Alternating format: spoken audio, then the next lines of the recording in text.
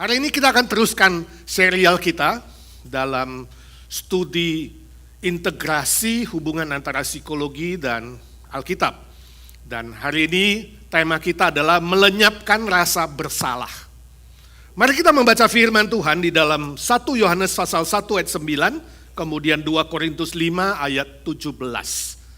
Sudah ada di layar, mari kita membuka suara bersama-sama. 1, 2, 3. Jika kita mengaku dosa kita, maka Ia adalah setia dan adil, sehingga Ia akan mengampuni segala dosa kita dan menyucikan kita dari segala kejahatan. 2 Korintus 5 ayat 17, demikian firman Tuhan. Jadi, siapa yang ada di dalam Kristus, ia adalah ciptaan baru, yang lama sudah berlalu, sesungguhnya yang baru sudah datang. Demikian firman Tuhan, berbahagialah mereka yang mendengar, membaca, dan melakukan firman Tuhan dalam hidupnya. Saya ingat sebuah cerita ketika saya pulang ke Indonesia, saya dijemput oleh seorang anak muda, dulu anak remaja kami, di gereja kami, ya, dan diajak makan. Saya pulang itu dia sudah businessman, lalu dia cerita pengalamannya.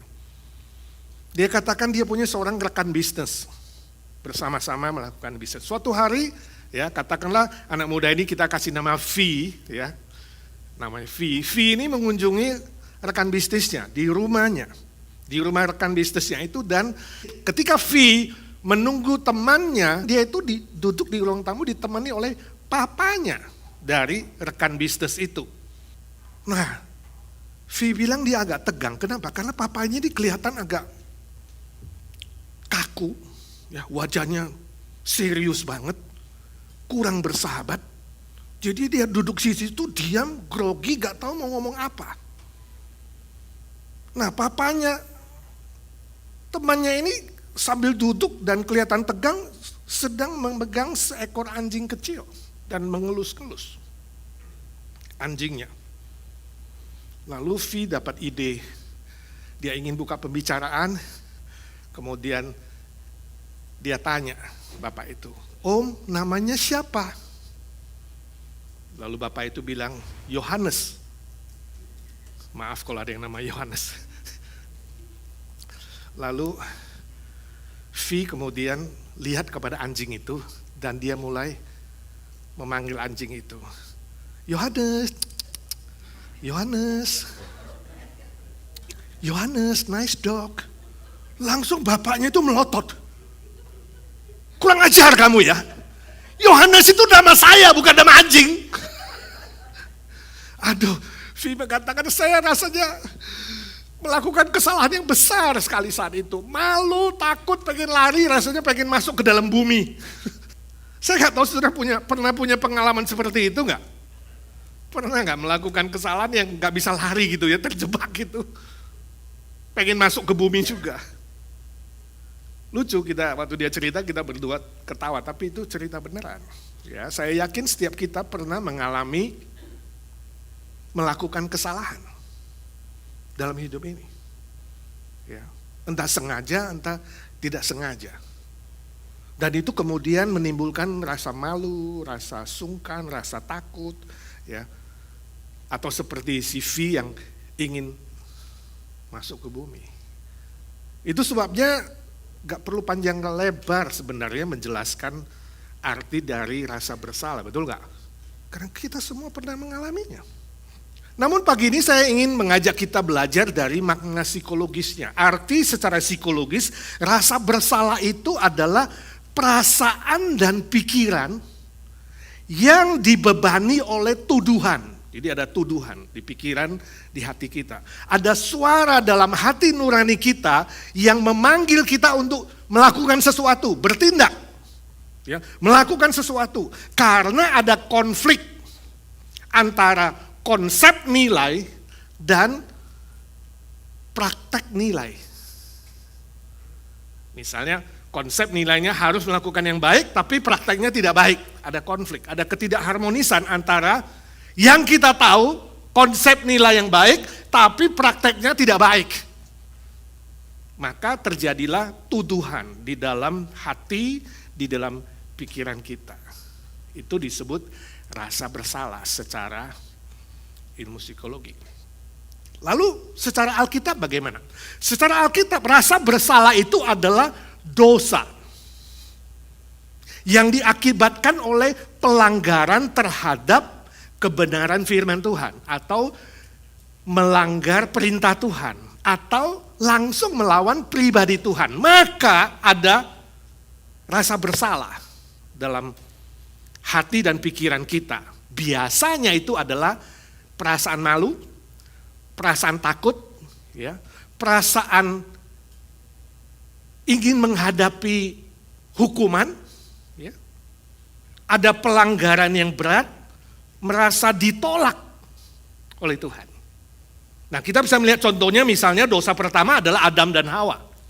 Ketika Adam dan Hawa pertama jatuh ke dalam dosa, maka yang muncul adalah apa? Rasa bersalah yang membuat mereka malu, kemudian menyematkan kemaluan mereka dengan daun-daunan. Ditambah dengan rasa takut, berduanya sembunyi. Sehingga ketika Allah memanggil Adam, "Adam, di manakah engkau?" Dia mengatakan, "Ya Tuhan, aku di sini sebab aku takut." Nah, itu pertama kali takut muncul di dunia ini. Dari rasa bersalah. Kemudian ada rasa malu, selain menyembunyikan diri, mereka mulai saling menyalahkan. Dan saling menuduh. Gara-gara Hawa yang kau ciptakan untuk aku sih. Hawa bilang gara-gara ular yang kau ciptakan. Jadi kambing hitamnya siapa? Tuhan. Hati-hati sekali ya, melanggar firman Tuhan lalu menuduh Tuhan. Maka ada perasaan bersalah dan pikiran yang membebani kita seolah-olah terbuang dari hadapan Tuhan. Nah, kita lanjutkan. Ada beberapa penyebab rasa bersalah. Apa sih penyebabnya? Ya, yang pertama, melakukan hal yang bertentangan dengan hati nurani. Ketika saudara melakukan hal yang melawan hati nuranimu, bertentangan dengan hati nuranimu, maka akan muncul rasa bersalah. Hati nurani yang diberikan oleh Tuhan kepada setiap umat manusia itu ibarat timbangan yang menimbang antara baik dan benar, ya, buruk dan baik. Ada timbangan dalam hati nurani kita. Walaupun ya dalam praktek itu kita anggap itu baik. Tapi menurut timbangan kita sebenarnya tahu itu apa? Tidak baik. Jadi ini nggak bisa bohong. Seseorang melakukan sesuatu dia bisa bohong.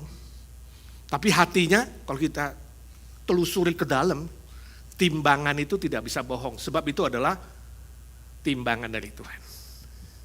Nah, hati nurani juga diibaratkan seperti jarum yang menyakitkan. Ketika ada konflik antara konsep nilai yang benar dan praktek nilai yang tidak benar, maka hati nurani ini akan rasa sakit, seperti ditusuk. Hati nurani juga ibarat cahaya. Itu sebabnya bahasa Indonesia nurani. Nurani itu dari bahasa akar kata bahasa Arab. Nur. Nur artinya apa? Cahaya. Jadi nurani kita itu seperti sebuah cahaya yang terang. Kasih tahu kita yang jelas, yang benar, yang terang. Tapi waktu kita bersalah, berdosa, melakukan konflik antara konsep nilai dan praktek nilai, maka ini mulai redup. Cahaya itu makin lama makin redup.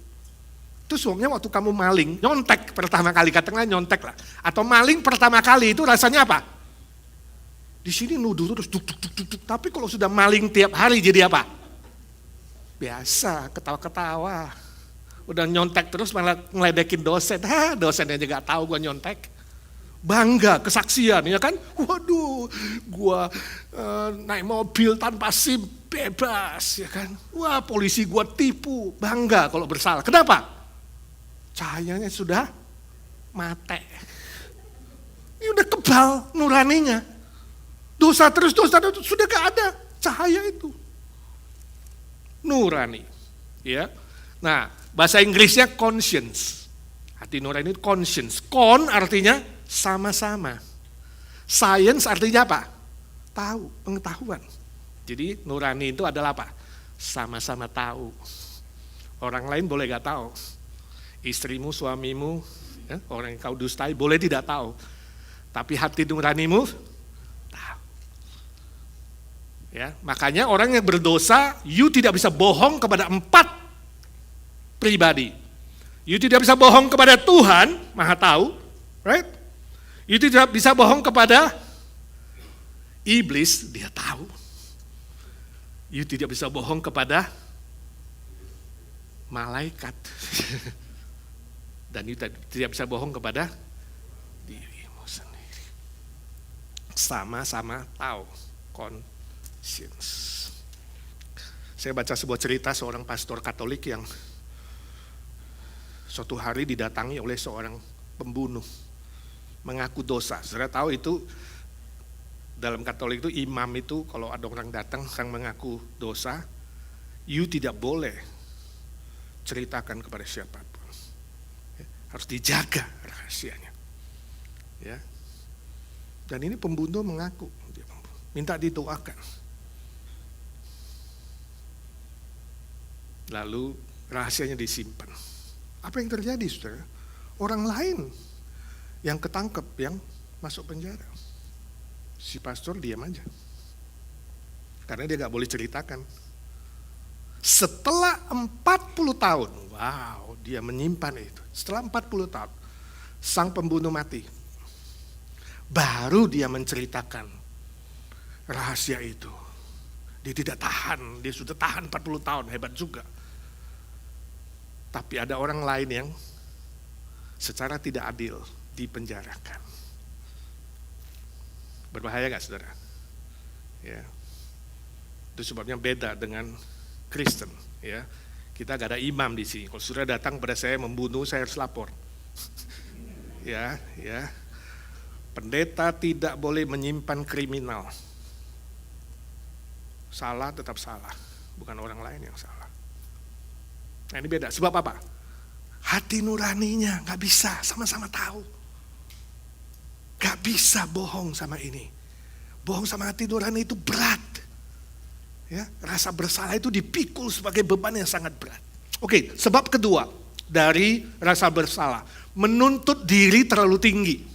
Nah ini juga bisa menyebabkan rasa bersalah. Orang yang terlalu menuntut dirinya sendiri dengan ukuran sendiri, standar sendiri, dan kalau itu tidak tercapai, dia rasa apa? Bersalah. Ada tuduhan di sini, kamu gak tercapai, kamu gagal lagi. Menuntut diri terlalu tinggi. Contohnya Petrus, murid Yesus. Dia menuntut diri terlalu tinggi. Dia menganggap dirinya paling hebat, dia paling sesumbar. Semua boleh menyangkalmu Tuhan, tapi tidak aku. Yesus bilang, sebelum ayam berkokok 1 kali, kau sudah menyangkal aku 3 kali. Tidak. Ya. Bahkan aku berani mati bagimu. Hebat sekali dia ya. Dia standarnya begitu tinggi. Berani mati untuk Tuhan. Tapi akhirnya gagal. Dan dia menanggung tuduhan rasa bersalah yang sangat besar. Permisi tanya, apakah saudara termasuk orang yang menuntut diri terlalu tinggi? Biasanya disebut orang perfeksionis. Maunya yang sempurna, ya kan? Semuanya maunya berjalan dengan baik, lancar, sempurna, tidak ada yang cacat, tidak ada yang salah. Ya. Kalau cari teman hidup, cari jodoh harus yang sempurna. Makanya gak ketemu-ketemu. Ya ada juga sih, karena ukurannya terlalu tinggi. Dia lupa dirinya tidak sempurna. Nuntut orang lain sempurna. Bisa terjadi rasa bersalah. Saudara termasuk seorang yang perfeksionis gak? Ya apa tidak? Ya, tidak. Tes kecil. Kalau saudara melihat sebuah lukisan di dinding, ya, posisinya agak miring dikit. Saudara ada rasa pengen untuk beresin gak? Lurusin gak? Walaupun itu bukan lukisan kamu. Ada ya? Nah itu gejala perfeksionis. Miring dikit aja, aduh, gemes sih, gue pengen lurusin dia ya. Lihat orang pakai lipstik ada titik kecil dikit aja. Aduh, gemesku pengen. Padahal itu bibir orang lain. Dia mau koreksi. Nah, ini gejala perfeksionis. Sadar atau tidak sadar, secara psikologis ada itu. Dan kalau itu terlalu menuntut harus perfect, bisa menjadi penyebab rasa bersalah.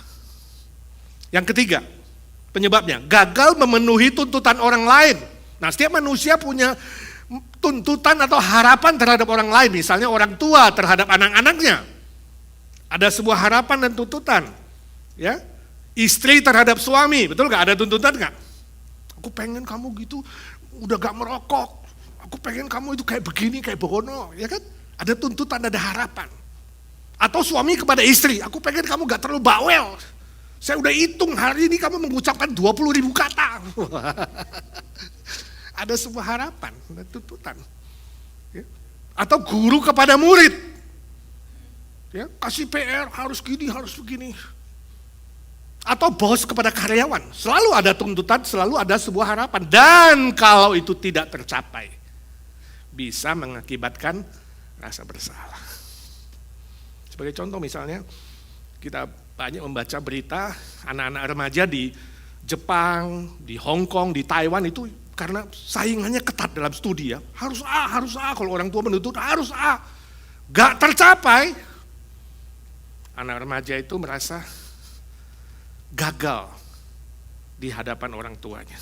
Lalu banyak yang bunuh diri. Sangat-sangat kasihan, sangat-sangat menyedihkan akibat dari rasa bersalah itu. Ya. Yang keempat, penyebab yang keempat, status dosa dari Adam. Status dosa dari Adam ini adalah penyebab utama sebenarnya dari rasa bersalah yang dimiliki oleh manusia. Sehingga dapat dikatakan tidak ada seorang manusia pun yang tidak ada rasa bersalah. Karena kita semua adalah keturunan Adam. Nah, dosa status Adam atau yang disebut dosa Adam bukan dosanya si Adam secara pribadi yang kita tanggung, bukan. Ada orang bilang enak aja ya Adam yang berdosa kita yang tanggung. Bukan dosanya Adam yang kita tanggung, bukan. Dosa status ini adalah representatif. Karena Adam adalah representatif seluruh manusia. Seperti kalau saudara punya family name, ya kan? Rocky Lumanau. Dia lahir dari mamanya, bapaknya, marganya apa? Lumanau. Lim, anaknya Lim. Ya, kalau saya Tan, anaknya Tan. Itu status yang dibawa. Kalau di sini citizen, status anaknya juga citizen. Nah, Adam itu adalah apa? Manusia berdosa. Saya-nya Adam apa? Sinner, pendosa. Jadi kita semua saya-nya apa? Sinner, kita manusia berdosa. Nah, itu menjadi sebuah natur, status itu menjadi sebuah natur atau sifat dasar dari manusia, yaitu apa? Kita cenderung melawan Tuhan.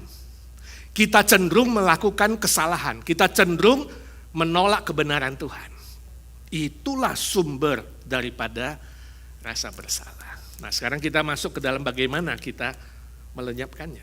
Caranya bagaimana? Pertama, mengaku kepada Tuhan. 1 Yohanes 1 ayat 9a.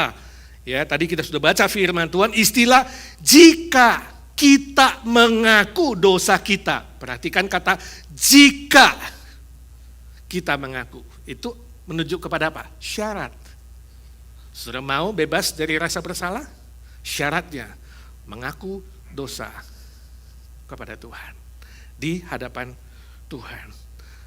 Ketika kita mengaku, kita akan diampuni. Kita akan disucikan. Nah, konteks yang di sini adalah Rasul Yohanes memberi kita nasihat. Jadi kalau saudara baca seluruhnya, 1 Yohanes pasal pertama itu ada nasihat dari Yohanes. Supaya kita itu rendah hati. Mengaku kita orang berdosa, jangan bohong. Kalau kamu bilang gak berdosa, kamu bohong. Rendah hati. Dan menerima Tuhan Yesus yang sudah inkarnasi ke dunia. Juru selamat, Mesias. Jangan kamu keras hati, tapi terima, akui dosamu. Itu nasihat dari Yohanes. Sebab semua dosa yang kita lakukan sebenarnya kita berdosa kepada Tuhan. Walaupun kita lakukan kepada manusia, sebenarnya kita berdosa kepada Tuhan. Itu yang Raja Daud dalam Mazmur 51 berkata, ya Tuhan, aku telah berdosa kepadamu. Jangan angkat rohmu daripadaku. Itu waktu itu dia berzina dengan Batseba. Dia berdosa terhadap suaminya Batseba ketika dia merancang untuk pembunuhan Uria, suami Batseba. Dan ketika hati nuraninya terus menegur dia, ya, juga lewat Nathan, Nabi Nathan yang menegur dia, dia berkata, Tuhan, aku berdosa kepadamu. Dan Tuhan mengampuni dia. Dan dia mendapatkan kelepasan, dia mendapatkan pengampunan. Itulah syaratnya. Saya baca cerita kesaksian seorang mahasiswa STT, Sekolah Tinggi Teologi, ya, yang dalam ujian akhir bahasa Yunani dia nyontek. Jadi mahasiswa teologi juga gak sempurna, saudara. Ada yang nyontek juga. Nyontek dan dia lulus. Lalu setelah lulus dia menjadi pendeta, melayani beberapa tahun, kemudian diangkat jadi bishop, pimpinan pendeta. Tapi dia merasa beban berat dalam pelayanan. Dia masih menyimpan itu rasa salah. Hati nuraninya menuduh dia, menegur dia. Sampai suatu hari dia diundang khotbah oleh alma maternya, ya, sekolahnya, dalam acara wisuda mahasiswa. Dia datang sebagai pengkhotbah dan sebelum dia berkhotbah, dia mengakui kesalahannya di hadapan umum. Di hadapan dosen-dosen. Tadinya dia merasa malu, dia merasa takut, dia merasa aduh ada ganjelan. Tapi akhirnya dia mengakui terang-terangan secara umum. Justru pengakuannya mendapatkan aplaus, mendapatkan pujian. Dan dia katakan setelah itu Tuhan angkat semua rasa bersalahnya. Dilenyapkan. Ada sebuah kelegaan dari sorga. Ada sebuah sukacita dan damai sejahtera dan kekuatan yang baru, urapan yang baru di dalam pelayanan dia. Sebab apa? Mengaku dengan tulus, mengaku dengan jujur, mengaku dengan rendah hati. Maka sukacita pengampunan akan diturunkan dari Tuhan. Yang kedua, memegang janji dari Tuhan. 1 Yohanes 1, 9b. Perhatikan istilah ia atau Tuhan adalah setia dan adil. Ini menunjukkan dua sifat Tuhan, yaitu Tuhan yang maha setia sebagai penembus dosa. Dia terus mengampuni kita, terus mengampuni kita. Walaupun ada sebagian orang, ya take it for granted, mengulang-ulang, tapi tetap Allah setia yang mengampuni dan mengampuni. Juga sifat Tuhan yang maha adil sebagai apa? Hakim. Hakim yang memutuskan bahwa engkau sudah dibebaskan dari rasa bersalahmu. Itu Tuhan kita. Ketika engkau mau mengaku, dia bukan saja mengampuni kamu, dia umumkan, kamu telah dibenarkan. Luar biasa ya. Lalu ada istilah, mengampuni dosa dan menyucikan dari kejahatan. Nah, dua istilah ini juga menunjukkan dua sifat Tuhan yang lain, yaitu apa? Sifat yang maha kasih. Yang mengampuni. Terus mengampuni. Berapa kali? 7 kali? 70 kali 7 kali itu sempurna, ya, ungkapan dari sempurna, ya. Menyucikan itu adalah sifat Allah yang maha baik. Maha baik. Melupakan, tadi firman Tuhan mengatakan yang kita baca di bertanggapan, melupakan dosa kita, kesalahan kita sejauh timur ke barat. Timur gak pernah ketemu barat. Tuhan gak pernah ungkit-ungkit lagi. Ya, kalau manusia udah memaafkan, ungkit-ungkit kan. Gue udah maafin lu ya, tapi ya lu ya, lain kali ya. Ngampuninya setengah hati. Ya. Makanya gue udah maafin, makanya lain kali ya. Diomelin sekalian. Lalu nanti terakhir ulang lagi kan. Nah gue bilang apa, lu ulangin lagi kan. Ungkit-ungkit. Pria lebih mengungkit apa wanita sih? Ayo, istri-istri apa suami-suami? Siapa yang jago sejarah? 20 tahun yang lalu, 10 tahun yang lalu, kamu kan gini, dia catat semua. Tuhan tidak begitu. Sejauh dari timur ke barat dilupakannya. Ya. Sedalam tubir lautan dicampakkannya seluruh dosa dan kesalahan kita. Allah yang maha baik. Saudaraku, jika hari ini engkau tidak tahu bahwa Allah yang sejati adalah Allah yang maha baik, Allah yang maha kasih, Allah yang maha pengampun, Allah yang adil, yang setia, itu adalah tragedi terbesar dalam hidup saudara. Tragedi terbesar dalam hidup manusia jika dia tidak sadar bahwa Allah itu adalah Allah yang baik, yang kita kenal dalam Tuhan Yesus, yang maha kasih. Tragedi itu akan membuat seseorang kemudian punya rasa bersalah yang terus menumpuk, dan pada akhirnya mati binasa. Itu yang kita lihat misalnya dalam Yudas Iskariot. Dia mengikut Tuhan 3,5 tahun.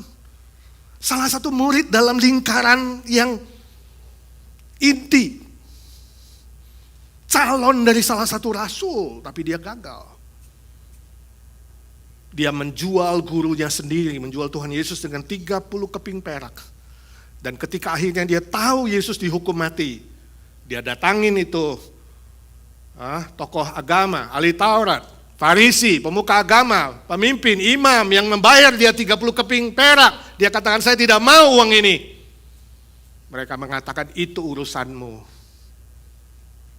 Dia melemparkan uang itu ke bait suci dan dia pergi bunuh diri, menggantung dirinya. Ini tragedi, saudara. Dia ikut Tuhan Yesus 3,5 tahun, dia lupa bahwa gurunya itu adalah maha baik, maha kasih, maha pengampun. Kalau kau datang kepada dia dan mengakui langsung kepada Tuhan. Dia tidak, dia mau selesaikan sendiri. Dan berakhir dengan kebinasaan. Nah, berbeda dengan Petrus, juga salah satu murid Yesus yang menyangkal Tuhan 3 kali. Sama-sama punya rasa bersalah dengan Yudas, tapi solusinya beda. Ya, hasilnya beda. Petrus menangis dan menyesal dia datang kepada Tuhan. Dia menyesali perbuatannya dan Tuhan memulihkan dia. Beda. Dan kita tahu akhirnya Petrus menjadi pemimpin para rasul. Dan yang merintis, memulai gereja Tuhan sejak hari Pentakosta. Saya tidak tahu hari ini bagaimana saudara menghadapi rasa bersalahmu. Ya, jangan salah ambil solusi.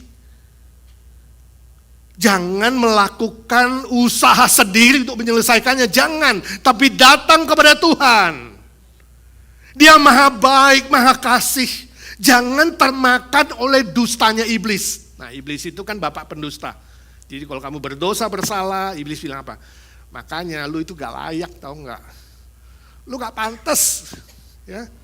Jadi anak Tuhan berani-berani sebut orang Kristen apaan? Dia mulai ngejek kamu. Dia mulai menghina kamu, menjatuhkan kamu. Lalu dia mendusta, Tuhan sudah gak mau sama kamu. Ya. Teman-temanmu juga sudah gak mau sama kamu. Udah percumalah ke agensi. Ya kan? Percumalah ke gereja, ya percumalah kepada teman-teman, percuma, gak usah doa, munafik loh. Ya. Iblis mulai menuduh. Dengan dusta-dustanya dan kemudian membuat saudara apa? Semakin down, lupa dengan Tuhan, lupa berdoa, lupa menghadap Tuhan, lupa sifat-sifat Tuhan, dan akhirnya apa? Binasa. Jangan sampai didustai iblis. Ingat, sebesar apapun dosamu, Tuhan mengampuni. Ya, khususnya kalau kamu udah ulang-ulang, iblis bilang apa? Kamu gak pantas lah, dosamu terlalu besar. Udah kadung, ya, udah basah. Udah gak usah mikirin bisa kering lagi. Gak mungkin, sudah basah, udah sekalian aja lah. Ayo sama-sama ke kerajaan maut. Sebesar apapun dosamu, Tuhan Yesus sanggup menyucikannya, membersihkannya, putih seperti salju, putih seperti bulu domba, dan sejauh timur ke barat dia akan melupakan dosa dan kesalahanmu. Amin. Datang kepadanya. Yang ketiga, yang terakhir, bagaimana kita melenyapkan rasa bersalah itu, bersandar Tuhan untuk hidup baru. 2 Korintus 5 ayat 17. Bersandar Tuhan untuk hidup baru. Perhatikan istilah di sana, barang siapa ada di dalam Kristus. Ya. Di dalam Kristus artinya apa? Kamu percaya kepada Tuhan Yesus. Di dalam Kristus. Kamu bersandar kekuatannya, kau di dalam Kristus. Yang membalut engkau, yang memberimu kekuatan. Bersandar Kristus. Kemudian apa? Istilah menjadi ciptaan baru. Menjadi ciptaan baru artinya diubah oleh Tuhan. Baik dalam sikap hidup kamu, pemikiran kamu, perasaan kamu, keinginan kamu, perkataan kamu, perbuatan kamu, tingkah laku kamu, diubah menjadi baru. Jadi konteksnya seperti menanggalkan baju yang lama, yang kotor, ya, yang najis, itu dicopot, diganti pakaian yang baru, yang baik, yang benar, sesuai dengan firman Tuhan. Bersandar kepada kasih dan kuasa Tuhan Yesus, hidup kita akan diperbaharui. Satu demi satu. Hidup yang tanpa dikejar rasa bersalah. Hidup yang tanpa beban berat. Hidup yang tanpa tuduhan-tuduhan. Hidup yang tanpa rasa malu. Tanpa rasa takut ditolak atau takut menerima hukuman. Itu semua dilenyapkan ketika bersandar kuasa dan kasih Yesus Kristus. Sebaliknya dia akan turunkan sukacita pengampunan dari sorga. Damai sejahtera. Kekuatan yang baru, gairah hidup, semangat, dan berkat-berkat lainnya untuk bisa menjadi berkat bagi orang lain dan memuliakan Bapa yang di sorga. Berkat-berkat secara fisik, secara mental, dan secara spiritual akan dicurahkan kepada orang-orang yang bersandar kepada kekuatan dari Tuhan. Jangan coba bersandar diri, ya, sebab engkau tidak bisa mengubah diri sendiri, siapapun saudara, gak mungkin. Mustahil. Dan saudara tidak bisa mengubah orang lain, betul? Hanya Tuhan yang bisa mengubah orang lain. Kalau suamimu tidak berubah, istrimu tidak berubah, anakmu tidak berubah, jangan ngotot, harus A, harus B. Bilang sama Tuhan, Tuhan saya tidak sanggup. Tuhan kau yang sanggup mengubah pikiran, hati, dan perbuatan. Saya ingat salah satu anak remaja kami, long time ago, lama dulu pelayanan di Pluit. Suatu hari seorang anak remaja, dia paling umurnya 20-an. Dia datang menangis-nangis. Ya, dan minta didoakan. Panggilnya Lause, saya dipanggil Lause, guru Injil. Ya, minta konsultasi. Kenapa? Lalu dia cerita. Dia pacarnya menghamili dia. Premarital sex, hamil. Setelah hamil pacarnya bilang digugurkan, lalu dibawa ke klinik untuk digugurkan. Setelah gugur dia rasa bersalah, terus menuduh dia, anak sendiri kok digugurkan. Dia datang menangis-nangis, Tuhan masih mau saya gak? Waduh, merasa ditolak. Lalu dibimbing, didoakan, dia oke lagi, bisa menerima Tuhan mengampuni dan berjanji tidak akan ulangi lagi. Akan hidup dengan baik dan benar. Gak berapa bulan kemudian datang lagi nangis-nangis. Kejadiannya sama. Hamil, gugur, lalu rasa bersalah. Sampai 3 kali, saudara. Nangis-nangis. Lalu dia bilang, kenapa Pak? Kenapa Lause? Kenapa saya tidak kuat? Tidak mampu menolak godaan itu. Saya sudah tahu itu salah, sudah tahu. Tapi kenapa aku tidak mampu? Ini kuncinya. Bersandar diri sendiri. Kata kunci di sini adalah apa? Di dalam Kristus. Ketika engkau sungguh-sungguh di dalam Kristus, dilahirkan kembali dengan sejati. Ada kekuatan baru dalam hatimu. Kekuatan kemenangan Kristus dalam hatimu. Yang mengalahkan maut, yang mengalahkan dosa, yang mengalahkan iblis itu. Ada di dalam kamu sebab kamu di dalam Kristus. Makanya Paulus berkata segala perkara termasuk godaan si jahat dapat kutanggung di dalam Dia, Kristus, yang memberi kekuatan kepadaku. Amin. Bersandar kepada Kristus. Contohnya Petrus. Tadi yang menyangkal Tuhan 3 kali. Tuhan tidak menyebut-nyebut dosanya. Yohanes 21, Yesus cuma bertanya, Petrus, Simon ya, apakah engkau sungguh-sungguh mengasihi aku? Dan Petrus menjawab, ya Tuhan, engkau tahu aku mengasihimu. 3 kali. 3 kali menyangkal, sekarang 3 kali bertanya, apakah engkau sungguh-sungguh mengasihi aku? Dan Petrus mengatakan, ya Tuhan, engkau tahu aku sungguh-sungguh mengasihimu. Lalu Tuhan bilang apa?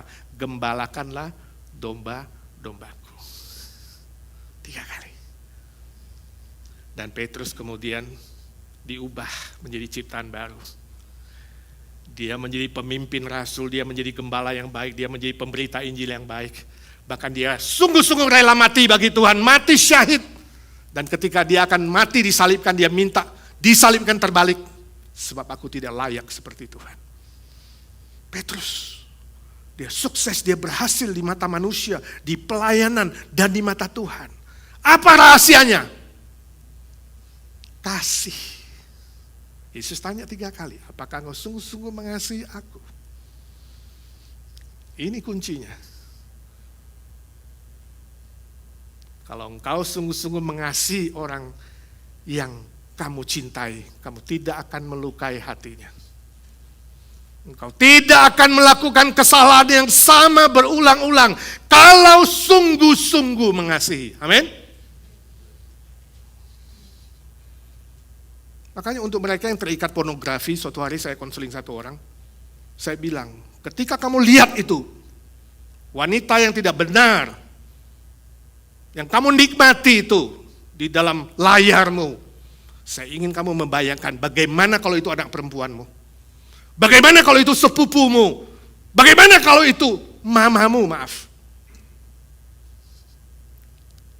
You muak kan? You gak mau kan? Tapi tahukah kamu wanita yang kamu lihat itu adalah mama orang lain? Saudari perempuan orang lain?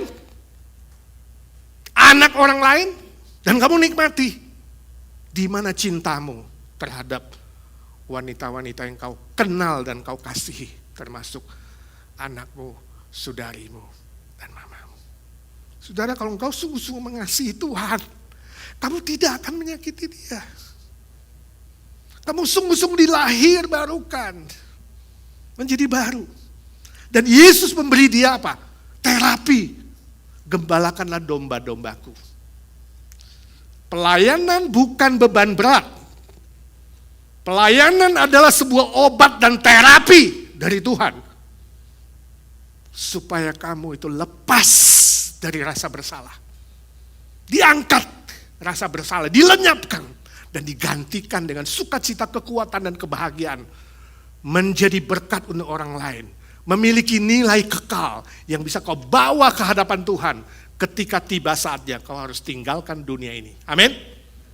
Itu sebab ya, jangan pernah mengeluh soal pelayanan. Kalau Tuhan masih memberimu kesempatan melayani, bersyukur. Itu adalah obat dan berkat dari Tuhan. Amin. Mari kita berdoa. Ya Tuhan, suara hamba-Mu sudah berhenti. Biarlah suara Roh Kudus terus bekerja dalam hati setiap pribadi kami. Tuhan tahu pergumulan kami masing-masing. Kalau di antara kami ada yang masih menyimpan rasa bersalah, hamba-Mu berdoa dalam nama Tuhan Yesus. Beri kerendahan hati, beri kejujuran untuk mengaku di hadapan Tuhan. Untuk mengingat kasih setia-Mu yang tak terhingga. Dan bersandar kuasa dan kasih Kristus. Diubahkan menjadi ciptaan yang baru. Berdoa, bersyukur dalam nama Tuhan Yesus.